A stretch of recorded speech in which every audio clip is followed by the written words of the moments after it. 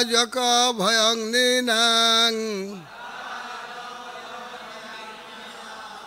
মন্দমানা মহাশয়াম দেহং মমন্তু স্মনি মে কুমার সমজায়তম অরাজক ভয়ং নিনাং মন্দমানা মহাশয়াম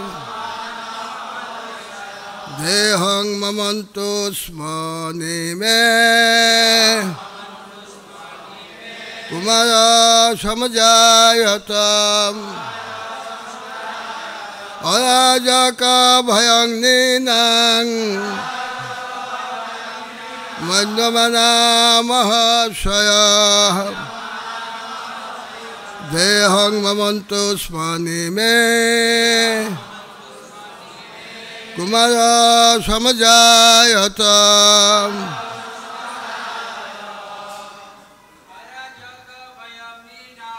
অরাজক ভয়ং নিনাং মন্দমানা মহাশয়াম দেহং মমন্তু স্মনি মে কুমার সমজায়তম অরাজক ভয়ং নিনাং মন্দমানা মহাশয়াম দেহং মমন্তু স্মনি মে সমজায়তম অরাজক ভয়ং নিনাং মন্দমানা মহাশয়াম দেহং মমন্তু স্মনি মে সমজায়তম অরাজক ভয়ং নিনাং মন্দমানা মহাশয়াম দেহং মমন্তু স্মনি মে কুমার সমজায়তম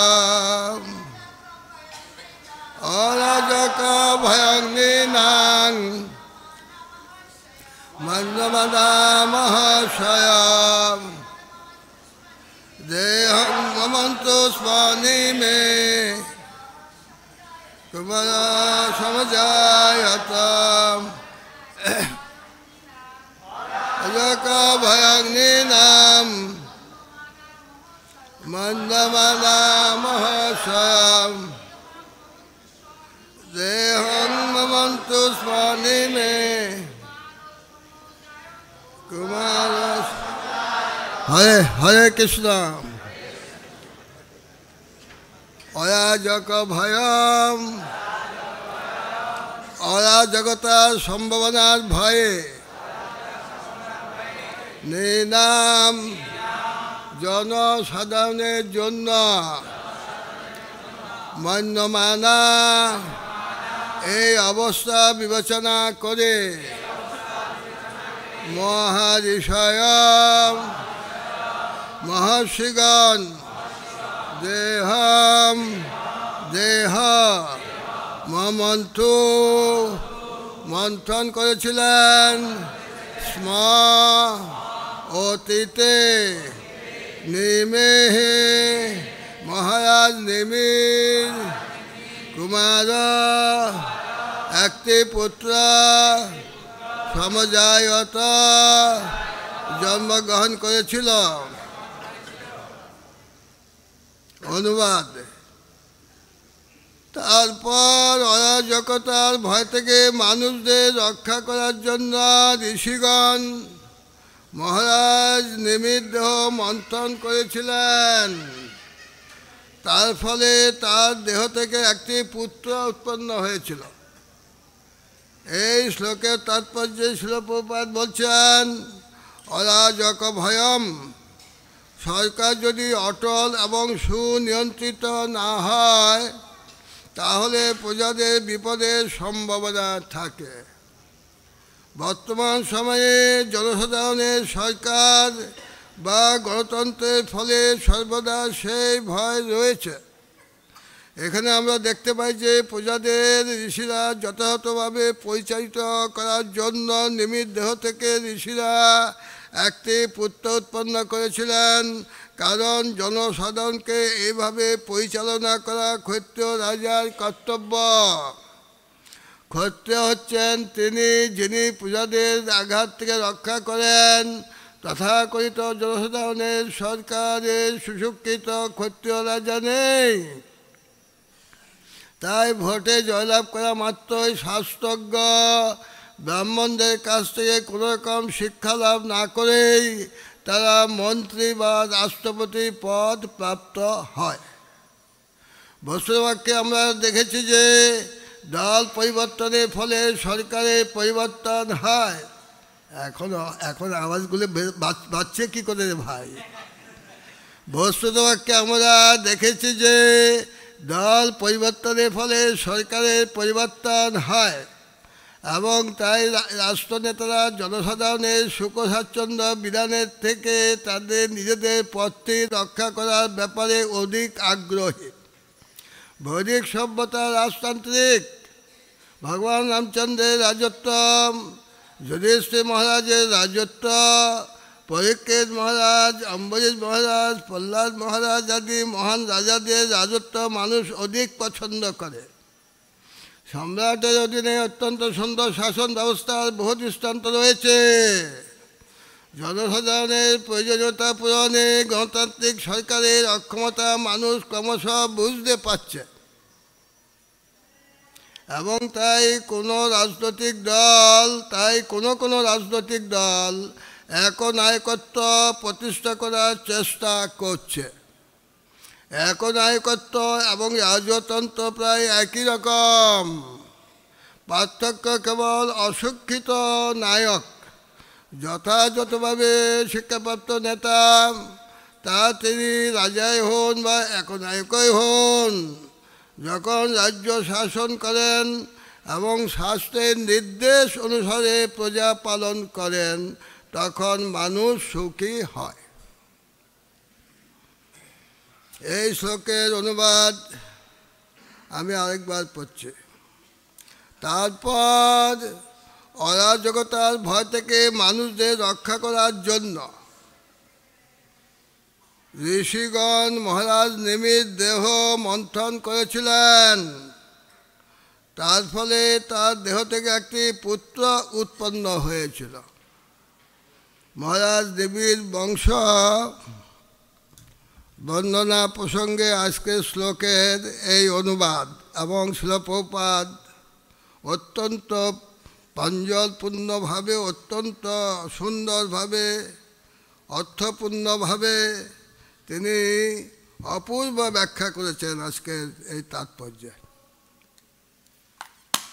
এবং এটি আমাদের প্রত্যেকের, এই যা প্রভুপাদ বলেছেন এটাকে বারবারই পড়তে হবে আর মনে রাখতে হবে, আর কিছু দরকার নাই।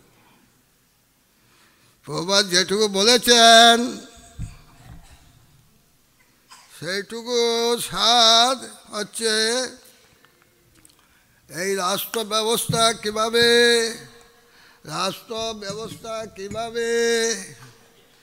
এই সঠিকভাবে পরিচালিত হলে, রাষ্ট্র ব্যবস্থা সঠিকভাবে পরিচালিত হলে জনসাধারণের প্রত্যেকেই সুখী হতে পারে, সুখ লাভ করতে পারে।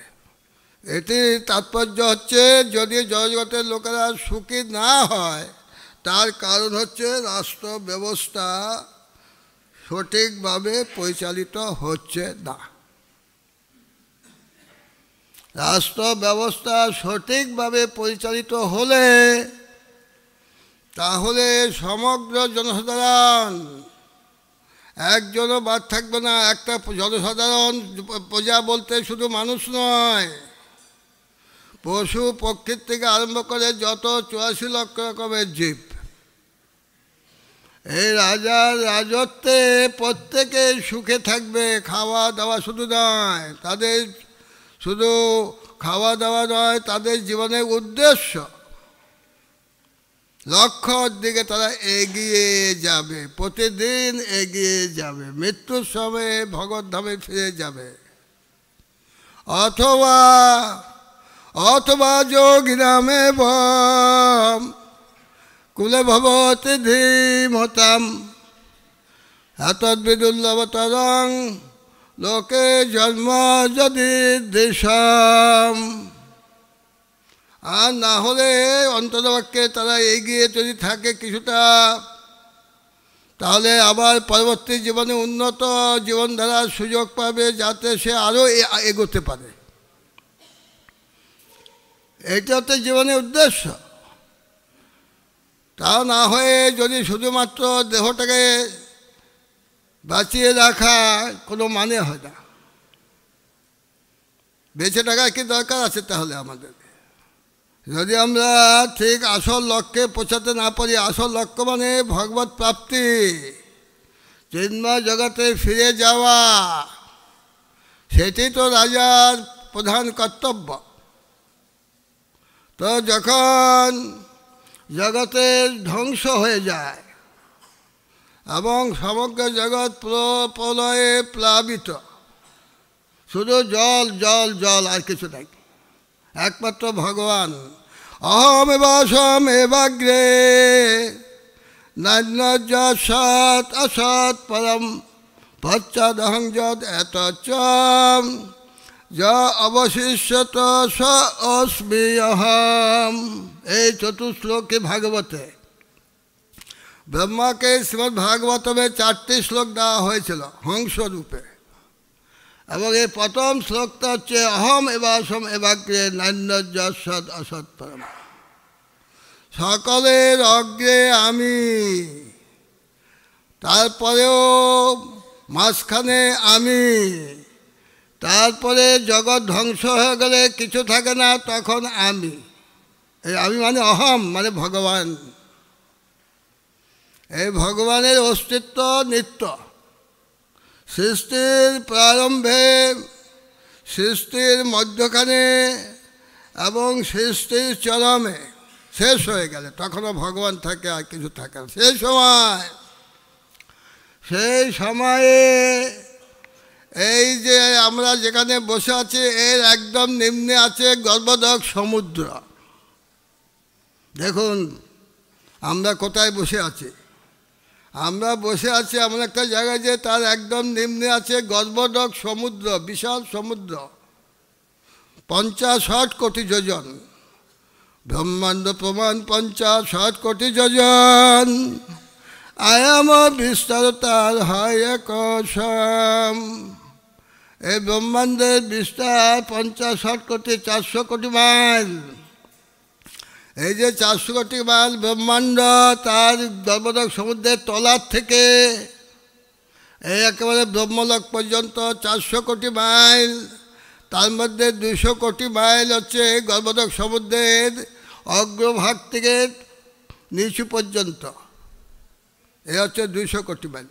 আর 200 কোটি মাইলের মধ্যে আমাদের এই 10টি ভুবন, 14টা ভুবন এই 200 কোটি মাইলের মধ্যে।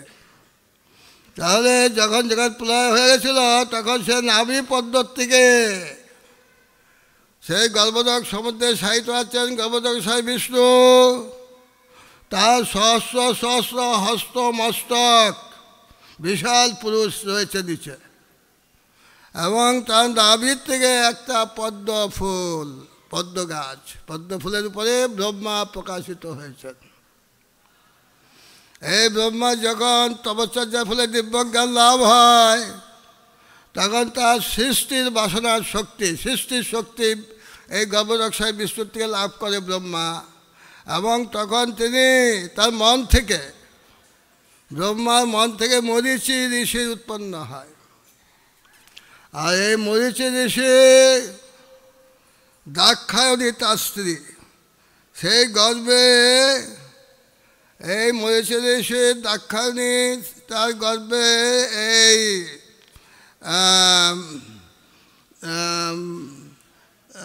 দেবতাদের পিতা কশ্যপ ঋষির জন্ম হয়। কশ্যপ কশ্যপ তার স্ত্রী অদিতির গর্ভে সূর্যদেব বিবস্বনে জন্মগ্রহণ করে। কশ্যপ এবং তার স্ত্রীর গর্ভে দ্বাদশ আদিত্যের অন্যতম হচ্ছেন এই সূর্যদেব। বিবস্বত এবং বিবস্বতে যোগং ইমং বিবস্বতে যোগং বক্তবাম অহম অব্যয়ম। ইমং বিবস্বতে যোগং বক্তবাম অহম অব্যয়ম। আমি এই অব্যয় জ্ঞানযোগ আমি সূর্য দেবতা বিবস্বনকে দান করেছিলাম। কখন? কোটি কোটি বছর আগে। তথা যুগাদ চত বিবস্বন মানবে দদৌ মনুষ্যলোক ভিত্তং সুতা ইক্ষা কবে দদৌ ইক্ষা কুনা চকতীত বাইপ্যলোকং যদি দৃশম। এই ত্রেতা যুগের প্রথমে এই ভগবদ গীতার জ্ঞান দান করেছিল এই বৈবস্বত মণিকে।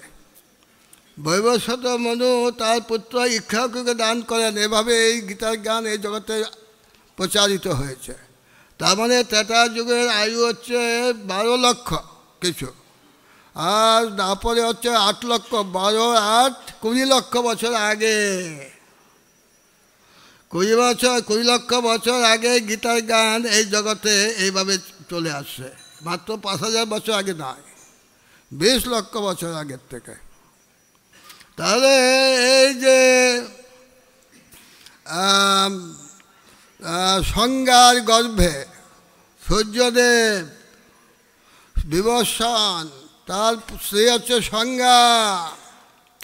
এই সংজ্ঞার গর্ভে সূর্যদেব, তার পুত্র যিনি আগের জন্মে ছিলেন সত্যব্রত রাজা, দ্রবিড় দেশে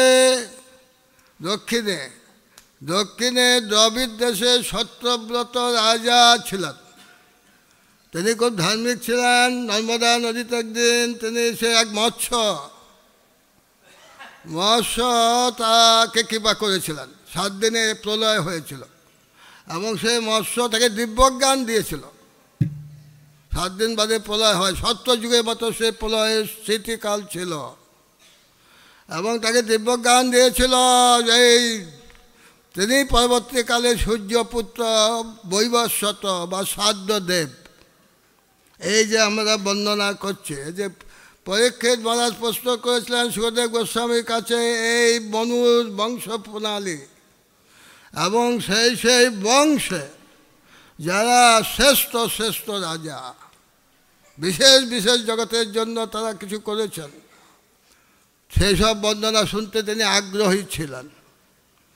এইগুলি এতগুলো অধ্যায় হয়ে গেল আমাদের। 12টা অধ্যায় হয়ে গেছে। এখন 13দশ অধ্যায় নিমির বংশ এবং সেই যে বৈবস্বত মনু বা সাধ্যদেবের কোনো সন্তান ছিল না। দেখুন, কোনো সন্তান ছিল না, এখন তার বংশ চলছে অনবরত। কীভাবে দেখুন, যার কোনো সন্তানই ছিল না, কী করে হলো এগুলো? তিনি কঠোর তপশ্চর্যা করেছিলেন যমুনার তীরে। কঠোর তপশ্চর্যা করে ভবিষ্যৎ মনু 10টি, তার শ্রদ্ধা, তার স্ত্রীর নাম ছিল শ্রদ্ধা। এই শ্রদ্ধার গর্ভে 10টি সন্তান, যারা পরবর্তীকালে রাজা হয়েছিল, শশকরা পৃথিবীর রাজা হয়েছিল। এই 10টি সন্তান, তাদের মধ্যে একজন প্রধান যে জ্যেষ্ঠ পুত্র হচ্ছেন এই ইক্ষাকু। এই ইক্ষাকু, তার 100 পুত্র ছিল। ইক্ষাকুর এই 100 পুত্র বর্ণনার মধ্যে কিছু যারা মুখ্য তার উল্লেখ আছে। 3 জন তার পুত্র, জ্যেষ্ঠ 3 পুত্র, তারা খুব নাম করা ছিল। নিমি তার মধ্যে একজন, নেমি, বিভুক্ষী, নেমি, এরকম আরও একজন নাম।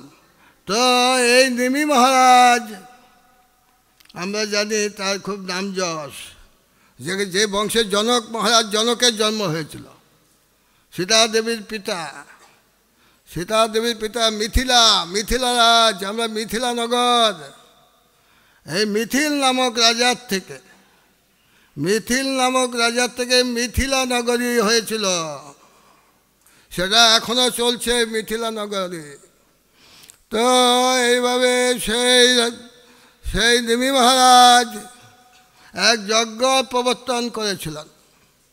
যজ্ঞ প্রবর্তন করার পরেতে তিনি তার গুরু বৈশিষ্ট্য ঋষিকে বলেছিলেন যে তার হোতা রূপে কাজ করার জন্য। সেই অনেক ঘটনা হয়ে গেছে আগে। কীভাবে এইভাবে তিনি ইন্দ্রের যজ্ঞ করে, তিনি বলছেন ইন্দ্র যজ্ঞ করে আসা পর্যন্ত অপেক্ষা করো, তোমার যজ্ঞ আমি করে দেব। কিন্তু নিমি মহারাজ জানেন এই শরীরের ক্ষণভঙ্গুর, শরীরটা হচ্ছে ক্ষণভঙ্গুর, সে কবে আসবে তখন কে বেঁচে থাকবে ঠিক নেই, তাই অপেক্ষা করার প্রয়োজন নেই। এই মনে করে তিনি অন্য পুরোহিতদের যজ্ঞ করেছিলেন। তখন এদিকে বৈশিষ্ট্য তার গুরু, কুলগুরু বৈশিষ্ট্য, এই কুলগুরু বৈশিষ্ট্য এসে তখন তাকে বলছে আমি তো যজ্ঞ করতে এসেছি। বলে আমি তো যজ্ঞ শুরু করে দিয়েছি। ওহো, আমার অবাধ্য, তুমি অবাধ্য শিষ্য, তোমার দেহ পতন হোক, অভিশাপ দিয়ে দিল। তখন এই নিমি মহারাজ দেখছেন যে আমি তো কোনো অপরাধ করি নাই, এভাবে কেন আমাকে এইভাবে অভিশাপ দিল। তারও ক্রোধ উদয় হলো, এই ক্রোধ, আর এখানে বর্ণনা আছে যে ওনার ক্রোধ আর এই ক্রোধের মধ্যে পার্থক্য আছে। নিমি মহারাজ কেন ক্রোধ প্রকাশ করেছিলেন? তিনি বলছেন আপনারও এইভাবে দেহপাত হোক। একে গুরু শিষ্য উভয়কে অভিশাপ দান করলো। এই অভিশাপ দেওয়া আমাদের এরকম হচ্ছে। আমরাও ছেলে যখন আমার কথা শুনছে না করছে, তখন ওই হয়তো বলছি না, অভিশাপ দিয়ে করে খুব ক্রোধ হয়ে যাচ্ছে একেবারে ভিতরে। ক্রোধটা আমাদের এই একটা স্বাভাবিক একটা লক্ষণ। তো এই জন্য ক্রোধটাকে ক্রোধ ভক্ত দেশী জনে, ভগবত ভক্তি বিঘ্ন হলে ক্রোধ প্রকাশ করতে হয়। সেখানে ভক্তি বিঘ্ন মানে ভগবানের সেবার বিঘ্ন। ভগবানের সেবা বিঘ্ন হলে চুপচাপ থাকা চলবে না একেবারে, তাহলে তো একেবারে সুযোগ পেয়ে নেবে এরা সবাই। সেই হনুমান ক্রোধ প্রকাশ করেছিল। হনুমানের আচরণ করতে হবে আমাদের। হ্যাঁ, এইভাবে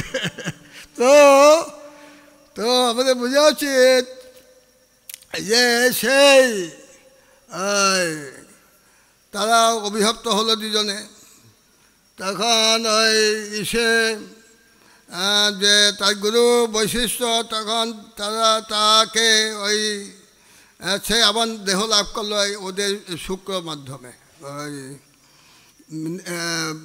মিত্র এবং বরুণ এক অপ্সরা রূপে মুগ্ধ হয়েছিল। তখন তাদের শুক্র কলসিতে রাখা হলে জয় শ্রী শ্রী রাধা মাধব কি জয়, তাদের শুক্র কলসির মধ্যে সংরক্ষিত ছিল এবং সেখান থেকেই ওই আবার বৈশিষ্ট্য দেহ লাভ করলো। অদ্ভুত সব জন্ম তো এর মধ্যে আগে হয়ে গেছে। সুন্দর সব অদ্ভুত সমস্ত কাহিনীগুলো মনে রাখাও মুশকিল এগুলো। তো তারপরে ওই নিমি যে যজ্ঞ হচ্ছিল, তার পুরোহিতরা যখন যজ্ঞ শেষ হয়ে গেলে তখন দেবতারা সেখানে উপস্থিত যারা হয়েছিল তাদের কাছে নিবেদন করেছিল যে এই নিমির আবার দেহ আপনারা দান করুন, আপনাদের তো ক্ষমতা আছে অনেক। হ্যাঁ, নিশ্চয় আমরা নিমির দেহ দান করব। নিমি বলছে না, আমি আর এই জড়দেহ ধারণ করতে চাই না। দেখুন কিরকম আমরা পেলে, আমরা যদি এরকম মৃত্যু অবস্থার থেকে যদি দেবতারা এসে যদি বলে দেয় দাও তোমাকে আমার জীবন দান করছি, তখন তো আমার আনন্দে আটখানা হয়ে আমি লাভ দিতে আরম্ভ করবো। আর এখানে নিমি মহারাজের দেখুন কিরকম ভক্ত, আমরা কি ভক্ত? আমাদের ভক্তির সঙ্গে আর নিমির ভক্তির পার্থক্য দেখুন। নিমি মহারাজ তিনি বলছেন, না না, আমাকে আর এভাবে এই জড় শরীর ধারণ করতে আমি আর চাই না, আপনারা এটি করবেন না, দয়া করে এরকম উপকার করবেন না। তাহলে ঠিক আছে, আমরা তোমাকে করছি, আমরা আশীর্বাদ দান করছি, তুমি জড় শরীর ছাড়াই বেঁচে থাকো, আর তুমি তোমার চিন্ময় শরীরে তুমি বিরাজ করতে পারো। এই দুই রকম। আরেকটা হচ্ছে তুমি তোমার ইচ্ছা মতো, তুমি তোমার ইচ্ছা মতো এই জগতে যারা আছে তাদের সামনে তুমি দৃশ্য হতে পারো, দৃশ্য হতে পারো, অদৃশ্য হতে পারো। দেখুন 3 রকম বর দিয়েছিল। কীরকম? দৃশ্য, অদৃশ্য, আবার দেহ ছাড়া তুমি বেঁচে থাকতে পারো, জড় শরীর ছাড়া, জড় শরীর ছাড়া বেঁচে থাকতে পারবে। আর এরকম একটা চিন্ময় শরীরে ভগবানের সেবা, ভগবানের পার্শ্বদ্রবেও তুমি থাকতে পারো, যেটা তোমার খুশি। এরকম বর দিয়েছে। কত বড় ভক্ত আমাদের বোঝা উচিত। তখন তারা নিমির শরীরকে সেই পুরোহিতরা মন্থন করেছিল, হ্যাঁ মন্থন করেছিল। হ্যাঁ, তো মহারাজ বান তার দেহ মন্থন করে পৃথু মহারাজের আবির্ভাব হয়েছিল। আমরা এর আগে শ্রীমদ্ ভাগবতমের 4th স্কন্ধে রয়েছে পৃথু মহারাজের কাহিনী। এখানেও এই মন্থন করে তার থেকে একটা পুত্র উৎপাদন করেছিল। কেন করেছিল সেটা আজকে শ্লোকের তাৎপর্য। কেন মন্থন করে পুত্র দরকার? কেন রাজা ছাড়া জগতে শান্তি নেই, জগৎ শৃঙ্খলা নেই, জগৎ ভগবত উন্মুখী হয় না, সঠিক পদ লাভ করতে পারে না। এই রাজার বিশাল কার্য, রাজা খুব প্রয়োজন প্রত্যেকটা দেশের। রাজা এই জগৎকে সঠিক পথে চালিত করবে, সমস্ত প্রজাদের ঠিক পথে চালিত করবে, এটা হচ্ছে রাজার কার্যকলাপ। তাই এই পুত্র সন্তান মন্থন করে লাভ করেছিল, এবং সেই জন্য তার নাম হয়েছিল, অসাধারণভাবে পুত্র লাভ করেছিল বলে তার নাম হয়েছিল জনক। আর এই দেহ যে এই যে মৃত দেহ থেকে তার দেহ লাভ হয়েছিল বলে তার নাম হয়েছিল বিদেহ। বিদেহ আরেকটা নাম, দেহ নেই যার, বিদেহ। আরেকটা নাম হয়েছিল জনক, বিদেহ, আর একটা নাম আছে মিথিল। Very good, Mithil. মন্থন করে, ভেরি গুড, মন্থন করে মিথিল নাম হয়েছিল। আর তিনি মিথিলানগর স্থাপন করেন। এবং এই পরবর্তীকালে এই নিমির বংশের মধ্যে এসেছিল হর্ষরমা। এই হর্ষরমার পুত্র ছিল শ্রীধ্বজ, শ্রী তালবেশ্বর দিগ্গি শ্রীধ্বজ। আর এই শ্রীধ্বজ যখন যজ্ঞ করছিল তার আরেক নাম ছিল জনক। এই শ্রীধ্বজর আরেকটা নাম ছিল জনক। এই জনক যখন যজ্ঞ করছিল তখন তার নাঙ্গল থেকে সীতা দেবী আবির্ভূত হয়েছিল, আগের জনক থেকে নয়, এই জনক থেকে। এটা বুঝতে হবে। তাহলে এইভাবে নিমির বংশ আমরা কমে কমে জানতে পারছি। আরও অনেক সুন্দর সুন্দর ঘটনা এরপরে আমরা পাব। তো এই যে আমরা যে বারবার যে জন্মগ্রহণ করতে হচ্ছে আমাদের, সে বিচিত্রময় জন্মগ্রহণ করছে, এক এক রকমভাবে জন্মগ্রহণ করছে, তাতে কিছু যায় আসে না। এটা আশ্চর্য হয় কিছু না, আমরা আশ্চর্য হয়ে যাই, ওহো এইভাবে জন্মগ্রহণ করলো কী করে, মন্থন করে জন্মগ্রহণ করলো কী করে, হঠাৎ প্রকাশিত হলো কী করে, হঠাৎ কাষ্টর থেকে জন্মগ্রহণ করলো কী করে, অমুক থেকে জন্মগ্রহণ কী করে হলো, গর্ভ থেকে বিভিন্নভাবে জন্ম হলে একই ব্যাপার। তথা দেহান্তর প্রাপ্তি, এই হলো আসল ব্যাপার। তথা দেহান্তর প্রাপ্তি, অর্থাৎ সে আরেকটা দেহ লাভ করবে। কে দেহ লাভ করবে? এটা আপনি চিন্তা করুন। দেহটা লাভ করছে কে? আত্মা। কিসের সাহায্যে? আত্মা কিসের সাহায্যে দেহ লাভ করছে? মন, বুদ্ধি, অহংকারের সাহায্যে, এমনি নয়। আত্মা সরাসরি দেহ লাভ করছে না, আত্মা দেহ লাভ করছে মন বুদ্ধি অহংকার যেরকম চেতনাযুক্ত থাকে, মন বুদ্ধি অহংকার যেরকম গুণের দ্বারা প্রভাবিত থাকে, সেই রকম একটা শরীর লাভ করবে আত্মা। হ্যাঁ, তো এইভাবে এই মন্থন করে এটা অসুবিধার কোনো কারণ নাই। হ্যাঁ, সেটা যেখানে জন্মগ্রহণ করে ওটাই গর্ভ। কাষ্ঠর মধ্যে যদি শুক্র পতিত হয়ে যদি কারো জন্ম হয়, কাঠের মধ্যে এরকম অনেক কাহিনী আছে, আমি একটা কাহিনী বলছি, এখনই বলবো। কাঠের মধ্যে যদি শুক্র পতিত হয়ে কারোর জন্ম হয়, তাহলে তার ওই কাষ্ঠ গর্ভ থেকে তার জন্ম হয়েছে, ওটাও গর্ভ একটা। হ্যাঁ, যেমন গর্ভ এই যে উদরের একটা গর্ভ যেখানে আমরা জন্মগ্রহণ করি, তেমনি গর্ভ যে কোনো থেকে গর্ভ হতে পারে। তো একবার শুকদেব গোস্বামী কীভাবে জন্মগ্রহণ করেছিল, শুকদেব গোস্বামী সম্বন্ধে সুন্দর বর্ণনা আছে। এই শুকদেব গোস্বামী বর্ণনা কীরকম দেওয়া আছে? শুকদেব গোস্বামী বর্ণনা দেওয়া আছে যে তিনি অরণি কাষ্ঠর থেকে অজনীভূতা, তার অজনীভূত হয়ে জন্মগ্রহণ করেছিল। শুকদেব গোস্বামী অরণি কাষ্ঠ গর্ভ থেকে, অরণি কাষ্ঠরূপ গর্ভ থেকে অজনী রূপে জন্মগ্রহণ করেছিল শুকদেব গোস্বামী। এটা রয়েছে হরিবংশ, হরিবংশের মতে। আবার ব্রহ্মবৈবর্ত মতে রয়েছে যে তিনি এইভাবে জাবালি কন্যা বিটিকা, হ্যাঁ, যে কীভাবে তার জন্ম হয়েছিল। এবং 12 বছর তার পিতা বলছে, হে শুকদেব, আর কত কষ্ট দেবে মাকে, মাতাকে, এত বছর ধরে গর্ভ ধারণ করে আছে, তুমি নির্গত হও। সে অনেক সুন্দর কাহিনী আছে। তো একবার ব্যাসদেব সাম্যপ্রাসে বদরিকা আশ্রমে তিনি রয়েছেন, সেখানে তো তিনি দেখতে পাচ্ছেন দুটো চড়াই পাখি, চটক পক্ষী, চটক মানে চড়াই, দুটা চড়াই পাখি তারা ওখানে দেখতে পাচ্ছেন। এবং তাদের একটা ডিম্বর থেকে একটা বাচ্চা, শিশু বাচ্চা সুন্দর মাত্র হয়েছে ডিম্বর থেকে, আর ওই পাখি তাদেরকে খাওয়াচ্ছে যত্ন করে, ওইটুকু একটা মাত্র জন্মগ্রহণ করেছে। আর মাঝে মাঝে তার গায়ে ঘষে ঘষে আনন্দ উপভোগ করছে, ওই শিশুটাকে একটু ঘর্ষণ করে আনন্দ পাচ্ছে আর খাওয়াচ্ছে।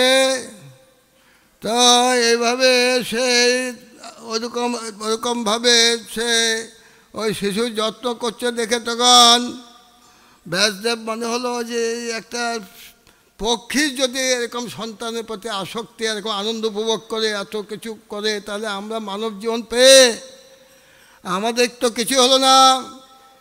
এভাবে তখন এই ব্যাসদেবের বাসনা হলো সন্তান উৎপাদনের জন্য। কি করে সন্তান হবে? ব্যাসদেব চিন্তা করলো, আমার কী করা উচিত, আমার তো সন্তান দরকার হবে। পক্ষী এত আনন্দ লাভ করছে, চড়াই পাখি এভাবে তার বাচ্চাকে এরকম চুমু খাচ্ছে, আবার ঠোঁটে ঠোঁটে লাগিয়ে কীরকম আনন্দ উপভোগ করছে দেখুন, পাখিগুলো দেখা যায় মাঝে মাঝে।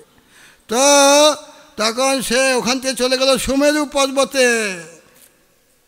ব্যাসদেব সুমেরু পর্বতে গিয়ে তখন কোন দেবতার উপাসনা করবে এই চিন্তা করছিল ব্যাসদেব।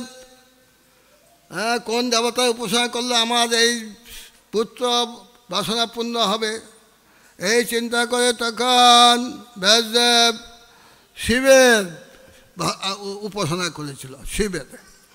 এখন উপাসনা করতে গিয়ে তখন ঘিটাচি নামে এক অপ্সরা, স্বর্গের অপ্সরা, খুব রূপসী, ঘিটাচি খুব রূপসী সে। তো সেই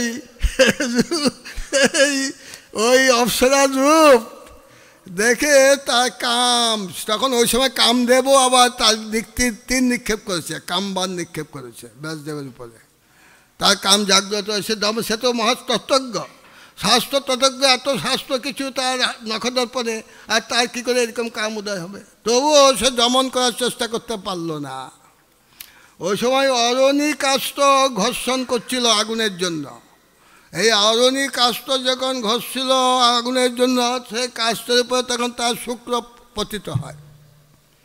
শুক্র পতিত হলে তখন সেখান থেকে একটা সুন্দর অপূর্ব এক শিশু উৎপন্ন হয়। এভাবে অপূর্ব সুন্দর উৎপন্ন হয়েছিল সেই শিশুর মাধ্যমে। তো এটি এবং তারপরে আস্তে আস্তে সেই শিশু ক্রমশ বৃদ্ধিপ্রাপ্ত আরম্ভ হলো। বৃদ্ধি হতে হতে হতে তখন উপর থেকে তখন সেই তার যত রকমের ক্রিয়া কার্যকলাপ এই জন্মের সমস্ত কিছু উপর থেকে পতিত হতে আরম্ভ হলো। কমণ্ডল আদি যত উপবিদ সমস্ত কিছু দণ্ড আদি, এইভাবে সেই শিশু আস্তে আস্তে ব্রহ্মচর্য ব্রত পালন করল। বৃহস্পতির কাছে গিয়ে তিনি এই ব্রহ্মচর্য ব্রত নিয়ে সমস্ত শাস্ত্র অধ্যয়ন করেছিল বৃহস্পতির কাছে গিয়ে, এবং সেখান থেকে শিক্ষা লাভ করার পরে তিনি তখন পিতার কাছে ফিরে এলেন। পিতা তাকে অপূর্ব তাকে দেখে তখন জড়িয়ে ধরে অনেকক্ষণ ধরে তাকে আলিঙ্গন করে থাকলেন। ও আমার ছেলে ফিরে এসেছে, আনন্দে আত্মহারা হয়ে গেল সেই ব্যাসদেব। তখন তিনি ভাবলেন যে আমার ছেলেকে তো গৃহস্থ আশ্রমে দিতে হবে, হ্যাঁ এখন তার বাকি আছে আমার আরও কাজ। তখন এই নিয়ে তাদের মধ্যে অনেক বচসা হয়। তারপর অনেক কাহিনী আছে, এর মধ্যে বর্ণনা রয়েছে, পুরাণে দেওয়া আছে যে সেই সুখদেব যে গৃহস্থ আশ্রমে গিয়েছিল, সুখদেব গোস্বামী যে গৃহস্থ আশ্রমে গিয়েছিল সেটা মায়াময়। শ্রীধর স্বামী বলছেন যে এটা তার ছায়া সুখ। যে সুখ যে সুখদেব গোস্বামী গৃহস্থ আশ্রমে লীলা দেখিয়েছেন, এভাবে জনক রাজের পুরীতে গিয়ে জনক মহারাজের কাছে সমগ্র শাস্ত্র জ্ঞান লাভ করেছিলেন সে একজন গৃহস্থ ভক্তের কাছ থেকে। তো এই জন্য তখন সেই শ্রীধর সাহেব বলছেন যে এটা তার লীলা। এইভাবে যখন তার পিতা যখন সে গর্ভ থেকে নির্গত হয়ে চলে যাচ্ছিল, ওখান থেকে যখন সে প্রবজ্য আশ্রম গ্রহণ করছিল, তখন পুত্র দিয়ে আকর্ষণ এসে দৌড়াচ্ছিল, ছুটছিল, তখনই তার ছায়া তাতে ছায়ারূপে এক সুখ নির্মাণ করে তাকে দিয়েছিল। এরকম বর্ণনাও কোথায় কোথায় রয়েছে। তো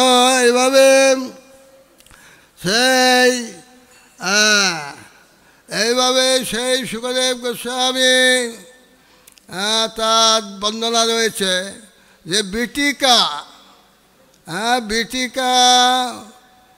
সে তার সঙ্গে অনেক বছর তপশ্চর্যা করেছিল এই ব্যাসদেব। অনেক বছর তপশ্চর্যা করার পরেতে তখন সে তার গর্ভে শুক্রপাত করে। তারপরে তখন গর্ভ আস্তে আস্তে আস্তে আস্তে বৃদ্ধি হতে হতে হতে 11 বছর হয়ে গেল, সে গর্ভ সন্তান হচ্ছে না। এই 12 বছর বয়সে যখন তার মাথা খুব কষ্ট ভোগ করছে, তখন বলছে হে সন্তান, তুমি কেন এইভাবে মাথাকে কষ্ট দান করছো? তুমি দেহ থেকে নির্গত হও। হ্যাঁ, তোমার রূপটাকে আমি একবার দর্শন করতে চাই। ওহো, আমার রূপ তো আপনি তো মায়াগ্রস্ত দেখতে পাচ্ছি, আপনি সন্তানের প্রতি আসক্ত দেখতে পাচ্ছেন, স্ত্রীর প্রতি আসক্ত। না না, আমি গর্ভ থেকে নির্গত হব না, মায়া আমাকে আক্রমণ করবে। না না, তোমাকে মায়া আক্রমণ করবে না, না আপনি নিজেই মায়াগ্রস্ত, আমাকে বলছেন মায়া আক্রমণ করবে না। এ বললে হয় নাকি? তাহলে কার কথা তুমি প্রমাণ মনে করো? বলে মায়ার অধীশ্বর্যে, সে যদি বলে তাহলে আমি শুনতে পারি। তখনই ব্যাসদেব সঙ্গে সঙ্গে চলে গেল দ্বারকাতে গিয়ে ভগবান কৃষ্ণকে সমস্ত ঘটনা বললে, তখন কৃষ্ণ সেই তার আশ্রমে যেখানে তার স্ত্রীর ওই অবস্থা, সেখানে কৃষ্ণ এসে বলছে ওহে সন্তান, তুমি উঠো, তোমার চিন্তা নেই, তোমাকে মায়া আক্রমণ করবে না। এভাবে ভগবান কৃষ্ণের নির্দেশে সুখদেব যখন গর্ভ থেকে জন্মগ্রহণ করলো, তখন ভগবানের স্তব করেছিল, খুব সুন্দর সুন্দর সুন্দর সুন্দর স্তব করলে তখন ভগবান বলেছিল যে এ শুক পক্ষীর মতো সুন্দর কথা বলছে, তাই এর নাম সুখদেব রাখা হোক। শুক পক্ষীর মতো সুন্দর সুন্দর কথা বলছে, তাই ভগবান কৃষ্ণ বলছেন যে এর নাম শুকদেব রাখা হোক। তো এইসব কাহিনিগুলো রয়েছে, নানা রকম কাহিনী এইসব নিয়ে রয়েছে। তো তাহলে এইভাবে আমরা দেখতে পাচ্ছি যে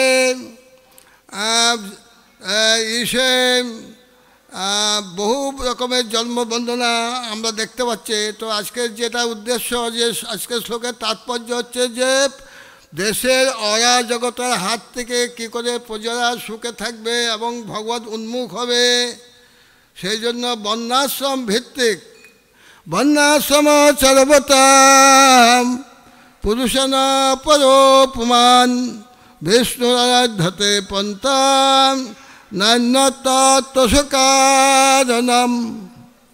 এই বিষ্ণু আরাধনা বর্ণাশ্রম ধর্ম অত পুংবিদ্বিজ শ্রেষ্ঠাম বর্ণাশ্রম বিভাগসম সনুস্পৃশ্য ধর্মসম সংসিদ্ধির হরিতোষণম। এই যে ভগবানকে সন্তুষ্ট করা, বর্ণাশ্রম ভিত্তিক ব্রাহ্মণ ক্ষত্রিয় বৈশ্য শূদ্র রাজা সৌর্যং তেজ ধৃতির দাক্ষং যুদ্ধে চ পলায়নম। এই সৌর্য যদি না থাকে, ব্রাহ্মণ তার যদি ক্ষত্রিয় ছিল ধর্ম না থাকে, তাহলে তাকে বড় পদ দিয়ে, রাজার পদ দিয়ে, মন্ত্রীর পদ দিয়ে কী লাভ হবে জগতে। এখানে প্রভাত তাৎপর্য খুব সুন্দর কতগুলো কথা বলেছেন। প্রভাত বলেছেন যে যোগ্যতা এরা বর্তমান যে গণতন্ত্র নামে জনতন্ত্র বা গণতন্ত্র বা প্রজাতন্ত্র যাই হোক না কেন, এই তন্ত্র কী হবে না, এইসব যারা দেশকে শাসনে নিযুক্ত হচ্ছে, যারা ভোটের মাধ্যমে শাসক এরা নির্ণীত হচ্ছে, তাহলে আর এরা কতখানি আর শিক্ষিত হবে। এইসব যারা দেশ শাসক তাদের শিক্ষাটা তো গুরুত্বপূর্ণ,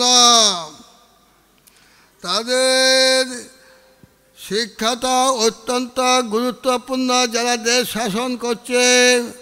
তো এই জন্য প্রভাব বলছেন যে তাদের সকলের কর্তব্য হচ্ছে ব্রাহ্মণের কাছে শিক্ষা লাভ করা। দেশ শাসন করতে গেলে রাজার কর্তব্য, রাজার গুণ, যোগ্যতা, কর্তব্য এগুলো আগে শিক্ষা লাভ করতে হবে। তা না হলে কী হবে? প্রবাদ পরিষ্কার বলেছেন যে তারা তাদের পদ রক্ষা করার জন্য বর্তমান গণতন্ত্রে কী করছে, যে দলই আসুক না কেন তাতে কিছু এমন একটা পরিবর্তনের কিছু ব্যাপার নাই। যে দলই আসুক, যেহেতু তারা ব্রাহ্মণের দ্বারা শিক্ষিত নয়। এই জন্য কলিযুগে ব্রাহ্মণের কলও শূদ্র সম্ভব। হ্যাঁ, যাদেরকে ব্রাহ্মণ বলে যাচ্ছে, আমরা যারা ব্রাহ্মণকে বলে মনে করি, ব্রাহ্মণ বলে মনে করছি বলে তাদের কাছে কিছু শক্তি লাভ করার জন্য যাচ্ছে, তারা তো ব্রাহ্মণ নয়, কলও শূদ্র সম্ভব। এই কলিযুগে সব শূদ্র। তাহলে শূদ্র যদি সব হয়, আর তারা যদি ভোটে এইভাবে দেশ শাসন করে, যেই দলই হোক না কেন, তাতে প্রজাদের কি এমন একটা মঙ্গল হতে পারে। এই যে প্রবাদ তারপর এই জন্য বলছি যে আজকের শ্লোকটা প্রবাদ যা এত সুন্দর পরিষ্কার একদম তুলে ধরেছেন, এতে যদি আমরা বুঝতে পারি যে প্রবাদ কি বলতে চাইছেন। যেটা ভক্তিবিনোদ ঠাকুর বলেছিলেন যে এমন দিন কবে আসবে যখন হাইকোর্টের যে প্রধান বিচারপতি হবে বৈষ্ণব, হাইকোর্টের প্রধান বিচারপতি হবে বৈষ্ণব। হ্যাঁ, এই জন্য এখন দেখতে পাচ্ছি যে আমাদের ভিতরেও যারা একটু রয়েছে, যোগ্যতা রয়েছে, তাদেরকেও এভাবে ভোটে দাঁড় করানো উচিত বলে আমার মনে হচ্ছে। হ্যাঁ, ভোটে দাঁড় করিয়ে দিয়ে যদি 2-4 জনকে আমরা যদি জিতিয়ে নিতে পারি, 2-1টাকে যদি আমরা জিতিয়ে দিতে পারি, তাহলে ওরা শিক্ষা দিতে পারবে বাকিগুলোকে। বাকি মন্ত্রিসভার যারা থাকবে তাদেরকে তখন এরা শিক্ষা দেবে, কারণ এরা বৈষ্ণব মানে ব্রাহ্মণের উপরে। ব্রাহ্মণের মাত্র তো 9টি গুণ, সমদম তপ শৌচ, আর বৈষ্ণবের 26টি গুণ। ফলেতে যদি এই জন্য এগুলো কবে হবে, ভক্তনাথ ঠাকুর কিছু কোথাও হয়েছিল শুনেছিলাম। হ্যাঁ, ওই একটা আছে উত্তরপ্রদেশে, সেও তো কতখানি করতে পারছে কে জানে। আবার যদি এমন বর্তমানে এমন একটা অবস্থা হয়েছে যে ওই তারা অন্য দলগুলো তাকে একেবারে এই করে তার বিরুদ্ধে এমন আচরণ করে, এমন ভাব করে যে তাকে অবস্থা খারাপ করে দেয়। তার অবস্থা একেবারে শোচনীয় হয়ে যাচ্ছে। কিছু করতে গেলে তখন তাকে গেরুয়া ফেরুয়া অমুক হ্যান ফ্যান, দুনিয়ার যত রকমের বিরুদ্ধ কথাবার্তাগুলো, যা মানে কোনো অর্থ শূন্য নেই। যারা বলে তারা তো কিছুই বুঝে না। যারা এই সমস্ত নিয়ে আবার যারা বড় পাণ্ডিত্য দেখাচ্ছে, এই সমস্ত বিভিন্ন যুক্তি দেখাচ্ছে, হ্যাঁ, সে তারা তো কিছুই গো হত্যা, যখন গো হত্যা রোধ করার চেষ্টা করছে, আরেক দল বলছে, আরেক দল কি বলছে, আরেক দল বলছে না না দেখো গেরুয়া গো গাভীর জন্য এত চিন্তা করছে, মানুষ হত্যা হলে কিছু হয় না। ওরা যুক্তি খুব উত্থাপন করে। তর্ক প্রতিষ্ঠ সুতয় বিভিন্ন না সব ঋষির যশ মতং না ভিন্নম ধর্ম সতত্বং নিহিতং গুহায়াম মহাজন জনগত সপন্থাম। এই জন্য যত নানা মুনির নানা মত, এই গণতন্ত্রটা হচ্ছে নানা মুনির নানা মত। তো নানা মুনির নানা মত হলে কী হবে, আসল সিদ্ধান্ত কেউই দিতে পারবে না, এক একজন এক এক রকম, এক একজন নিতাই গৌর প্রেমানন্দে হয়ে। জয় সমবেত গৌর ভক্তবৃন্দ কি জয়, জয় শিল প্রভুপাদ কি জয়, শ্রীমদ্ ভাগবতম কি জয়, জয় নৃসিংহদেব ভগবান কি জয়, নিতাই গৌর প্রেমানন্দে হরি হরি বল। জয় শ্রীপাদ মুরারি গুপ্ত প্রভু কি।